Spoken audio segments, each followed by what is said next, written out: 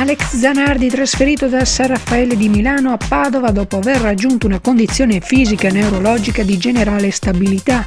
Il campione è ricoverato dal 19 giugno scorso in seguito ad un incidente in handbike avvenuto nel Senese.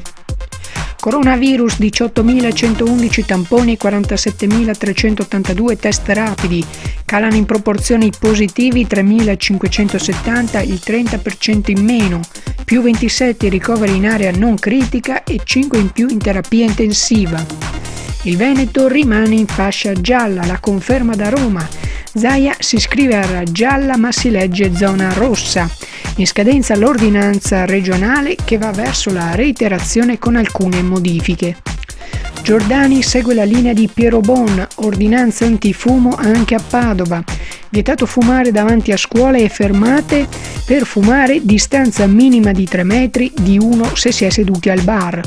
Sabato affollato per le vie del centro, molti a passeggio al mercato, negozi semivuoti, molti i controlli e ancora multe sull'uso della mascherina, solo richiami per l'ordinanza antifumo.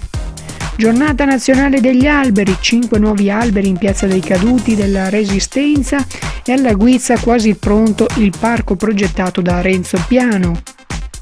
Il Covid non ferma la voglia di Natale e così si accendono le luminarie in centro, ai Giardini dell'Arena e in Prato della Valle. Eventi ridisegnati in chiave anticontagio in attesa del nuovo DPCM che ci accompagnerà per le festività.